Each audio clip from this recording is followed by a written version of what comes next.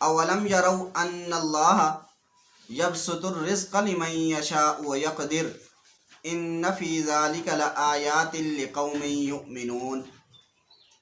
ترجمہ: کیا انہوں نے نہیں دیکھا کہ اللہ جس کے لیے چاہتا ہے رزق کشادہ کرتا ہے اور جس کے لیے چاہتا ہے تنگ کر دیتا ہے۔ ان فی ذلک لآیات لقوم یؤمنون، بے شک اس میں ان لوگوں کے لیے نشانیاں ہیں جو ایمان رکھتے ہیں۔ دیکھیں، اس آیت کے اندر کچھ چیزیں بیان فرمائی ہیں۔ نمبر 1، بحیثیت مسلمان ہمارا عقیدہ اور نظریہ یہ ہونا چاہیے کہ رزق دینے والی ذات وہ اللہ تعالیٰ کی ذات ہے۔ اللہ تعالیٰ کے علاوہ کوئی رزق دینے والا نہیں۔ اسی طریقے سے ہمارا عقیدہ یہ بھی ہونا چاہیے کہ اللہ جسے چاہے رزق کم دیتے ہیں اور جسے چاہے زیادہ عطا فرماتے ہیں۔ بعض دفعہ ایک انسان محنت بہت کرتا ہے لیکن اللہ تعالیٰ اسے رزق کم عطا فرماتے ہیں، اور اس کے برخلاف بعض دفعہ ایسا ہوتا ہے کہ انسان محنت بالکل نہیں کرتا لیکن اللہ تعالیٰ اسے رزق وافر مقدار میں عطا فرماتا ہے۔ تو یہ رزق عطا فرمانا، کسی کو کم عطا کرنا، کسی کو زیادہ عطا کرنا، یہ اللہ تعالیٰ کی جانب سے ہے۔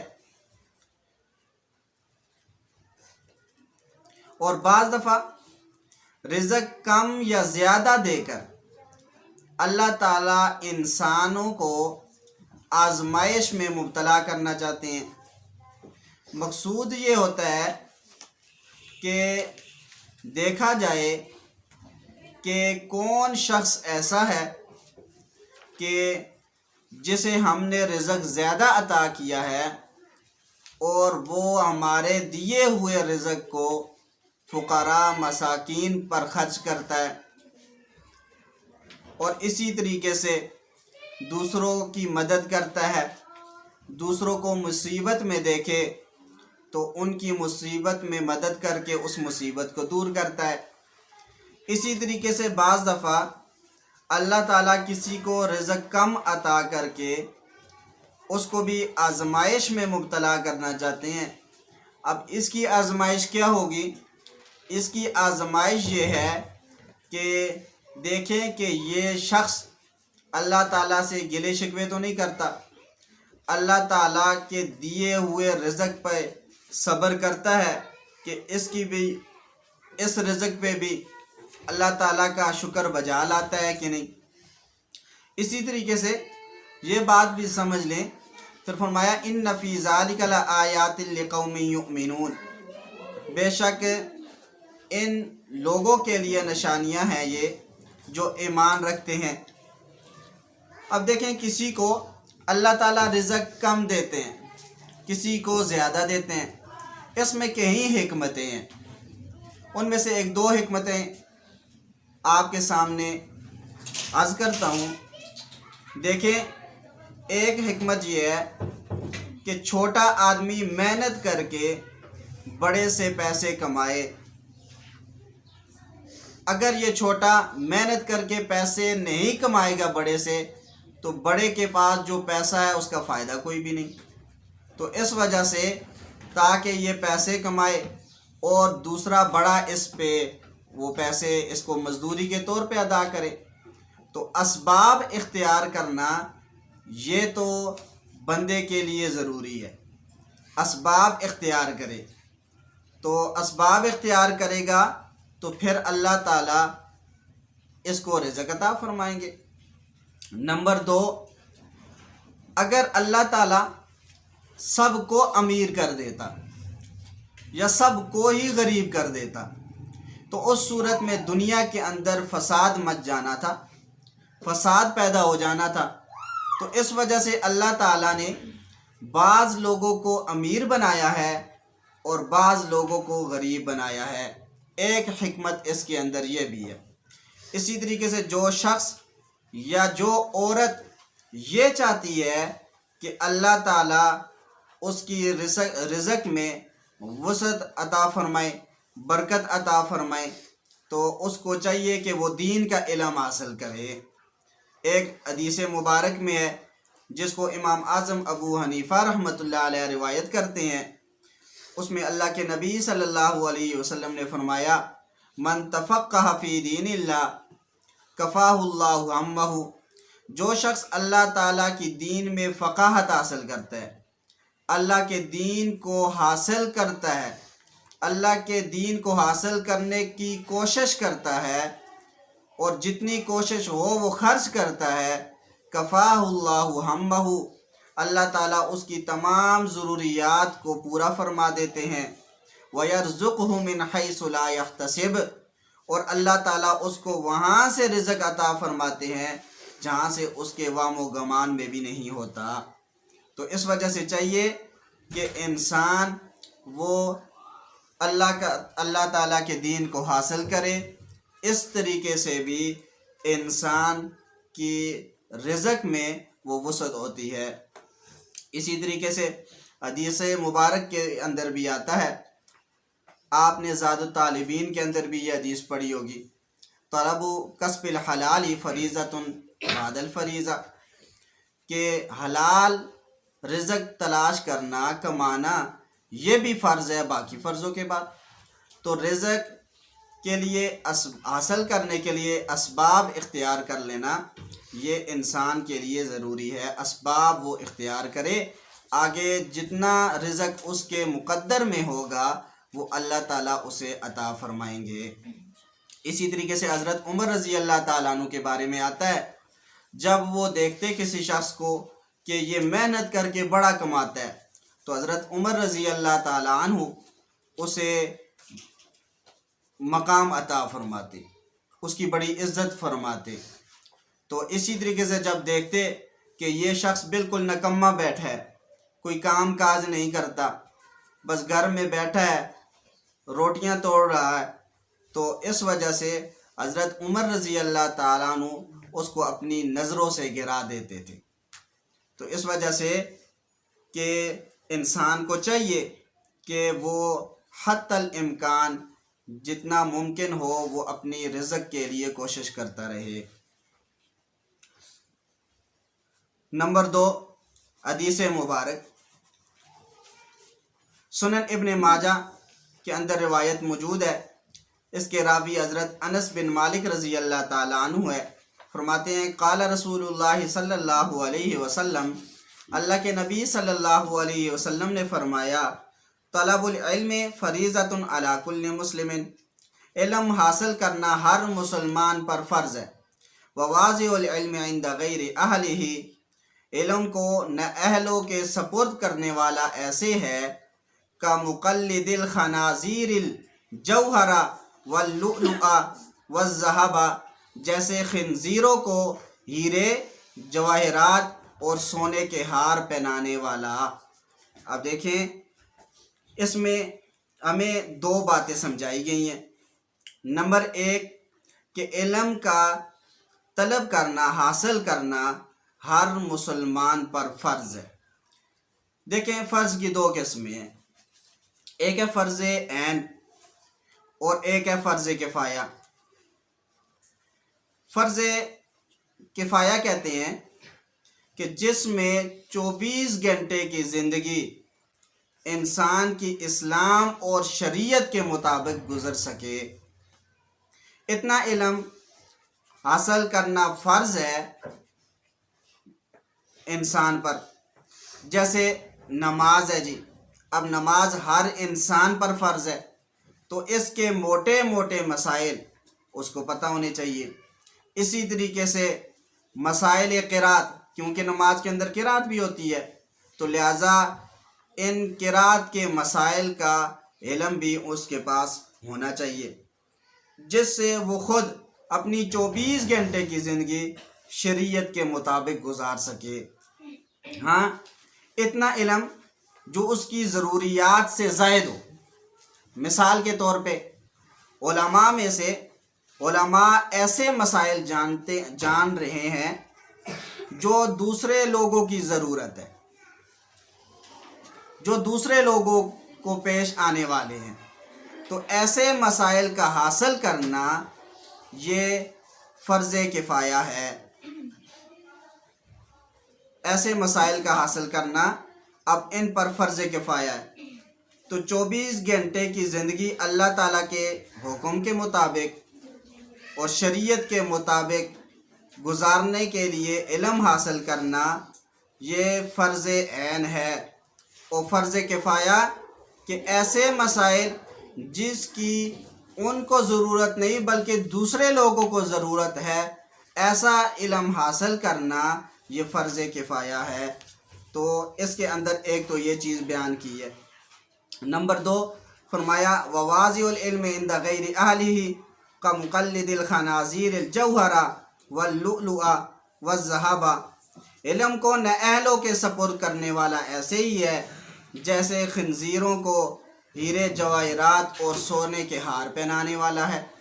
تو اس سے ایک بات یہ سمجھ میں آتی ہے کہ دیکھیں عند غیر اہلی سے مراد جس کے دل میں دین کی محبت نہ ہو، دین کی اہمیت نہ ہو، اور اسی طریقے سے علماء کی اہمیت نہ ہو، تو ایسا شخص عند غیر اہل ہی ہے کہ یہ اس کا اہل نہیں ہے۔ کیوں؟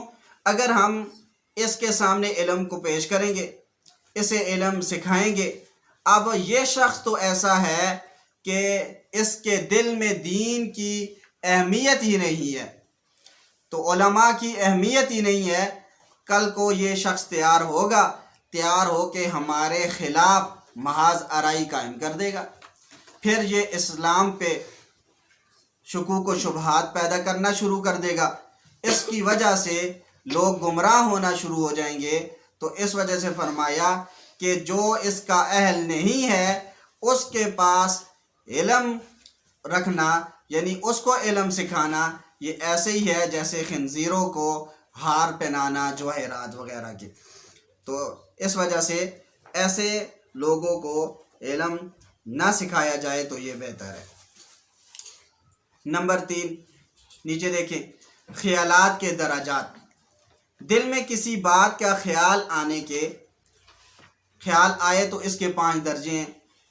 نمبر 1 حاجس، نمبر 2 خاطر، نمبر 3 حدیث نفس، نمبر 4 ہم، یہ میم مشدد کے ساتھ ہے، نمبر 5 عزم۔ سب سے پہلی چیز ہے حاجس، کسی بات کا خیال دل میں اضطراراً آ جانا۔ مثلا کسی کے دل میں برا خیال آئے اور بے اختیار آئے، خود نہ لائے بلکہ بے اختیار آئے۔ مثال کے طور پہ فلاں کے گھر چوری کروں گا، فلاں کے گھر میں ڈاکہ ماروں گا۔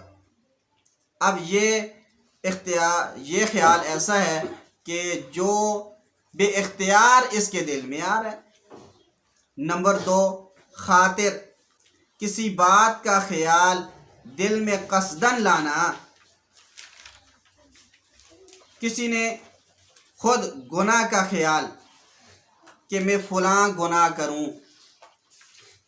اب قصدن اس کا خیال وہ دل میں لے آئے تو اس کو خاطر کہتے ہیں۔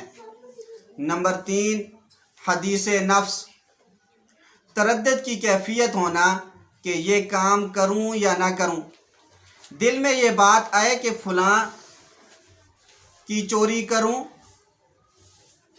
لیکن دل میں ساتھ میں تردد ہو، شک ہو کہ چوری کروں یا نہ کروں، تو اس کو حدیث نفس کہتے ہیں۔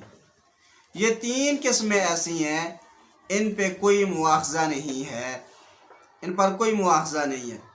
نمبر 4 ہم کا مطلب ہوتا ہے ارادہ، اس تردد میں کسی ایک جانب کو ترجیح دینا۔ اب دیکھیں مثال کے طور پہ کہ میں فلاں شخص کی چیز اٹھاؤں، فلاں शख्स की चीज़ को उठाऊं। अब देखें इसमें तरद्दुद है उठाऊं या ना उठाऊं, लेकिन एक जानब को तरजीह देना है कि अब वो उठाएगा या नहीं उठाएगा। और अगर वो उठाता है दूसरे की चीज़ को बग़ैर इजाज़त के तो ये गुनाह है। और इसी तरीके से अगर वो नहीं उठाता तो ये खैर है एक किस्म की। अब अगर वो नहीं उठाता तो इस पर इसे सवाब मिलेगा, और अगर वो उठा लेता है तो ये उस वक़्त तक मुआवजा इस पर नहीं होगा जब तक ये पक्का इस पे इरादा नहीं करता कि हाँ मैं उठा के ना ले जाऊं। किसी एक जानिब को तरजीह देना, एक है अमलन उसको उठा के ले जाए, एक है ख्याल के एतबार से तरजीह देना। तो ये ख्याल के एतबार से तरजीह दे रहा है, और अगर अमलन उसको उठा के ले जाता है तो ये फिर अज़म बन जाता है, और जब ये अज़म बन जाता है तो इसकी वजह से इस पर इसका मुआवजा भी होगा, इसकी पकड़ भी होगी। नंबर 5, एक जानिब तरजीह देकर इसे इतनी तक़वियत देना कि अगर रुकावट ना हो तो कर गुज़रे। मिसाल, फ़लाँ शख्स की वो चीज़ उठाऊं या ना उठाऊं। अब ये अज़म इतना पुख्ता हो गया कि अगर कोई रुकावट ना हुई तो उठा लेता वो। मिसाल के तौर पे किसी शख्स की कोई चीज़ देख ली और उसको उठाने के लिए अब चला गया। अब देखें चला गया तो ये इसका अज़म हो गया उठाने का, लेकिन वहाँ पे देखा कि एक शख्स चक्कर लगा रहा है तो अब ये वहाँ से वैसे ही घूम के वापस आ गया, उठाई ना, तो इस पर इसका मुआवजा होगा। क्यों? अब ये अज़म इसका बन गया था, अगर वो फ़लाँ शख्स ना होता तो ये उस चीज़ को चोरी कर लेता। इसी तरीके से अगर तक़वियत खैर को दी, मिसाल के तौर पे जाता है कि फ़लाँ शख्स वाले बड़े गरीब हैं, उनकी जाके कोई मदद इमदाद करके आता हूँ। अब वो गया और वहाँ पे जाके देखा कि वो घर वाले तो घर में है ही नहीं, वो घर बेच के कहीं चले गए हैं। अब ये देखें, ये नेकी के काम के लिए गया था ताकि मैं उनकी इमदाद कर सकूं, लेकिन वो घर वाले वहाँ पे नहीं थे, तो इसकी वजह से इसका ये पक्का अज़म और पक्का इरादा ये था कि मैं उन पे खर्च करूँगा, तो लिहाजा इस पर भी इसको सवाब मिलेगा, तो इस पर भी इसको क़यामत वाले दिन अजर मिलेगा। तो ये 5 ख़यालात के दर्जे हैं। नंबर 1 हाजिस, नंबर 2 खातिर, नंबर 3 हदीस नफ्स, नंबर 4 हम, और नंबर 5 अज़म। पहले 3 दराजात हाजिस, खातिर और हदीस नफ्स पर कोई नतीजा मुरतब नहीं होता।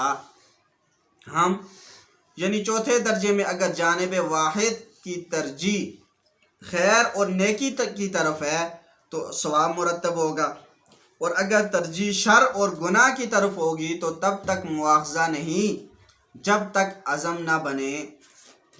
गोया नेकी के इरादे में हम व अज़म, चौथा और 5वां दर्जा दोनों पर सवाब, और अमलन नेकी करने पर 10 गुना सवाब मिलता है। और जब गुनाह के मामले में हम चौथे दर्जे पर कोई मुआवजा नहीं, अलबत्ता अज़म 5वें दर्जे पर मुआवजा भी है।